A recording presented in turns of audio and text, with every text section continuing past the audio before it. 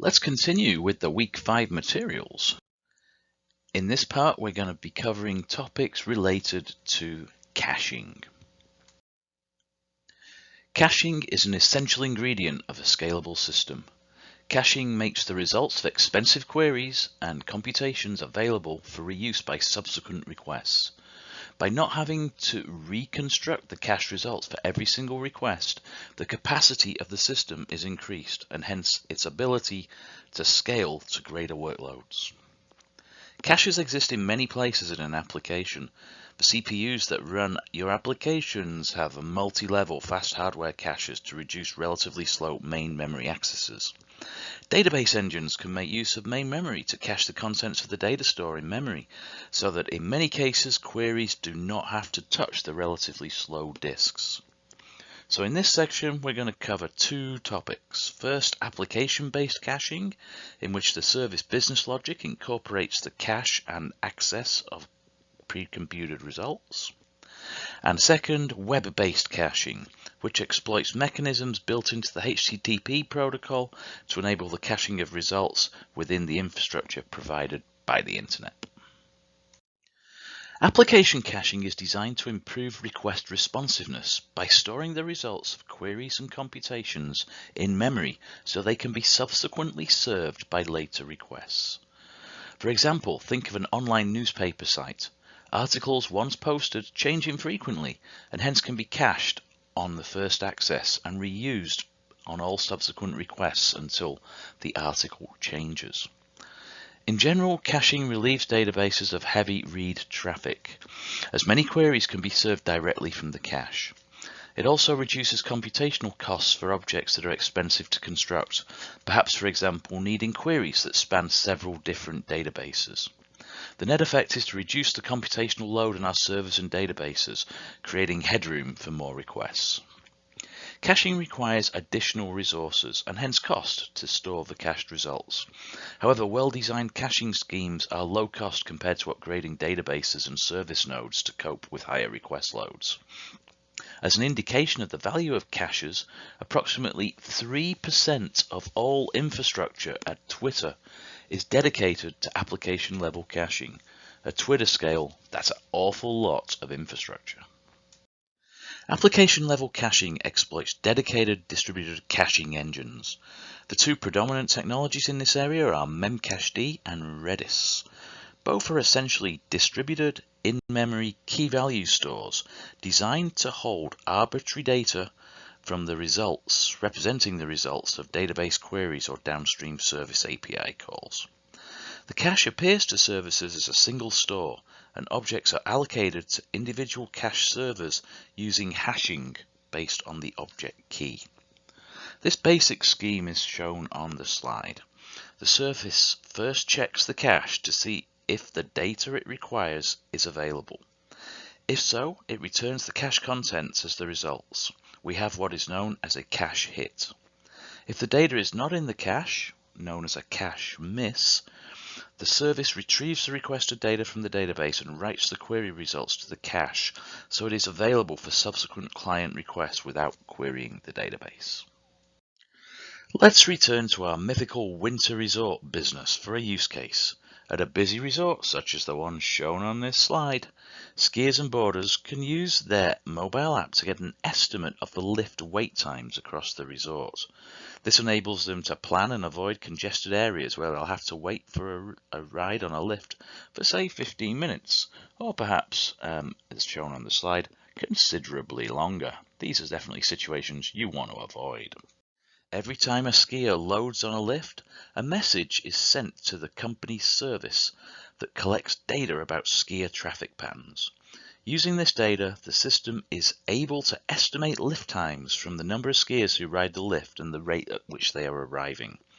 This is an expensive calculation as it requires aggregating potentially tens of thousands of lift ride records and performing the wait time calculation. For this reason, once the results are calculated, they are deemed valid for 5 minutes. Only after this time period has elapsed is a new calculation performed and new lift wait times produced. The example on this slide shows how a stateless lift wait service might work. When a request arrives, the service first checks the cache to see if the latest wait times are available. If they are, the results are immediately returned to the client. If the results are not in the cache, the service calls a downstream service which can perform the lift wait calculations and returns them as a list. These results are then stored in the cache and returned to the requesting client. Cache access requires a key with which to associate the results with. In this example, we construct the key with a string of lift wait times concatenated with the resource identifier that is passed by the client to the service. This key is hashed by the cache to identify the server where the cached value resides. When we write a new value to the cache, as shown on line 8, we pass a value of 300 seconds as a parameter to the put operation. This is known as the time to live, or TTL value. It tells the cache that after 300 seconds, this key value pair should be evicted from the cache as the value is no longer relevant. When the cache value is evicted, the next request will calculate the new values and store them in the cache. But while the cache value is still valid, all requests will utilize it, meaning there's no need to perform the expensive lift wait time calculation for every call from clients. Hence, if we get n requests in a 5-minute period, n-1 are served by the cache. Imagine if n is 20,000. That's a lot of expensive calculations saved. Using an expiry time like the TTL is a common way to invalidate cache contents. It ensures a service doesn't deliver stale, out-of-date results to clients. It also enables the system to have some control over cache contents, which are typically limited. If the cached items are not flushed periodically, the cache may fill up and have no space to store new, more current values. In such a case, a cache will adopt a policy such as least recently used or least accessed to choose cached values to evict and create space for more current timely results. Application caching can provide significant throughput boosts, reduce latencies, and increase client application responsiveness. The key to achieving these desirable qualities is to satisfy as many requests as possible from the cache.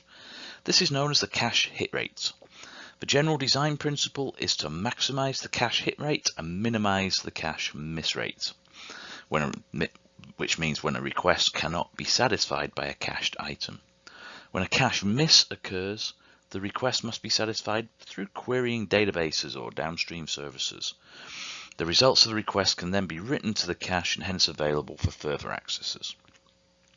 There's no hard and fast rule on what the cache hit rate should be, as it depends on the cost of constructing the cache contents and the update rate of the cached items. Ideal cache designs have many more reads than updates. This is because when an item must be updated, the application needs to invalidate the cache entries that are now out of date because of the update. This means the next request will result in a cache miss. When items are updated regularly, the cost of cache misses can negate the benefit of the cache. Service designers therefore need to carefully consider query and update patterns and application experiences while they construct their cache mechanisms. It's also crucial to monitor the cache usage once the cache is in production to ensure that the hit and miss rates are in line with the design expectations. Caches will provide both management utilities and APIs to enable monitoring of the cache usage characteristics. For example, memcached is accessible through a telnet session. A large number of statistics are available, including the hit and miss rate counts, as shown in the example on the right of this slide. Application-level caching is also known as the cache-aside pattern. The name references the fact that the application code effectively bypasses the data storage system if the required results are available in the cache.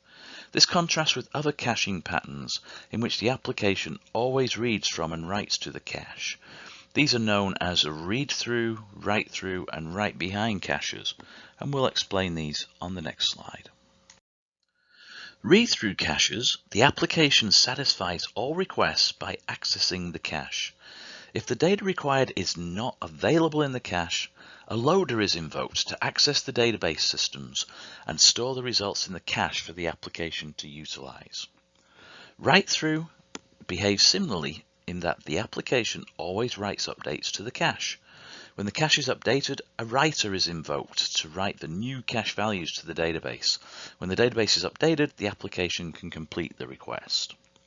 Write behind is like write through, except the application does not wait for the value to be persisted to the database from the cache. This increases request responsiveness at the expense of possible lost updates if the cache server crashes before a database update is completed and the results made durable. This is also known as a write-back cache, and internally is the strategy used in many database engines. The beauty of these caching approaches is that they simplify application logic. Applications always utilize the cache for reads and writes, and the cache provides some magic to ensure the cache interacts appropriately with the back-end storage systems. This contrasts with the cache-aside pattern, in which application logic must be cognizant of cache misses. Still, the application needs to make this magic happen, of course. These strategies require a cache technology which can be augmented with an application-specific handler that performs database reads and writes when the application accesses the cache. For example, Ncache provides provider interfaces that the application implements. These are invoked automatically on cache misses for read-through caches and on writes for write-through caches. Other caches are essentially dedicated database caches and hence require cache access to be identical to the underlying database model. A great example of this is Amazon's DynamoDB accelerator, also known as DAX. DAX sits between the application code and DynamoDB and transparently acts as a high-speed in-memory cache to reduce database access time. One significant advantage of the cache-aside strategy is that it is resilient to cache failure. In such circumstances, the cache may be unavailable, so this means all requests are essentially handled as a cache miss. Performance will of course suffer, but services will still be able to satisfy client requests. In addition, scaling cache-aside platforms such as Redis and Memcached is straightforward due to their simple distributed key value store model. For these reasons, the cache-aside pattern is the primary approach seen in massively scalable systems. Now let's move on to look at web caching. One of the reasons that websites are so highly responsive is that the internet is littered with web caches. Web caches store a copy of a given resource for a defined time period. The caches intercept client requests, and if it has a requested resource cached locally, it returns the copy rather than forwarding the request to the server. Hence, many requests can be satisfied without placing a burden on the server, and as the caches are closer to the client, the requests will have lower latencies. The diagram here gives an overview of the web caching architecture. Multiple levels of cache exist, starting with the client's web browsers, all of which have built-in caches. We also will then have local proxy caches within the organization that the clients exist in, or perhaps the internet service provider, and reverse proxies that exist within the service's execution domain. Web browser caches are also known as private caches, dedicated for just that single user, and proxy caches are shared caches that support requests from multiple users. Caches typically store only the results of GET requests, and the cache key is the URI of the associated GET. When a client sends a GET request, it may be intercepted by one or more caches along the request route. Any cache with a fresh copy of the requested resource may respond to the request. If no cache content is found, the request is served by the service endpoint, which is also called the origin server. Services can control which results are cached and for how long they are stored by using HTTP caching directives. Services set these directives in various HTTP response headers, as shown in the simple example on this slide. Here you see the response header specifies a cache control value as public and says that the content expires at this particular time. Let's look at these in more detail on the following slides. The cache control HTTP header can be used by client requests and server responses to specify how caching should be utilized within the internet. Let's look at these values. No store specifies that a resource from the request response should not be cached.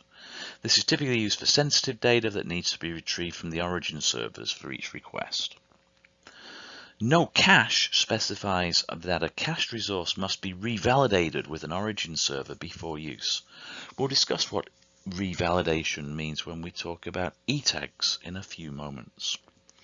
Private specifies a resource can only be cached by a user-specific device, such as a web browser, whereas public specifies a resource can be cached by any proxy server within the internet.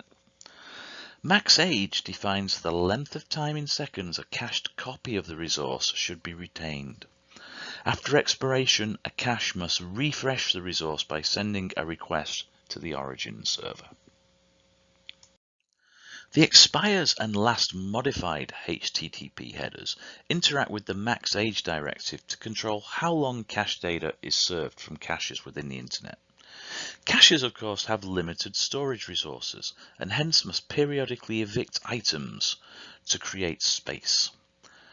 To influence cache eviction, services can specify how long resources in the cache remain valid, also known as fresh.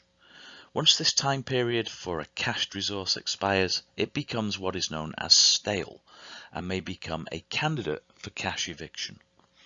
When a request arrives for a fresh resource, the cache serves the locally stored results without contacting the origin server. Freshness is calculated using a combination of headers. The max age cache control header that we saw on the previous slide is the main header value, and if this value is available, it specifies the freshness period in seconds. If max age is not specified, the expires header is checked for. If this header exists, then it's used to calculate the freshness period. As a last resort, the last modified header can specify the freshness lifetime based on a heuristic calculation that a cache may support. This is usually calculated as the value of the date header value minus the last modified header value times 10%. Here's another example. It shows a request to get the lift lines for the ski resort, and the response returns a cacheable resource which expires 5 minutes after the time of the request.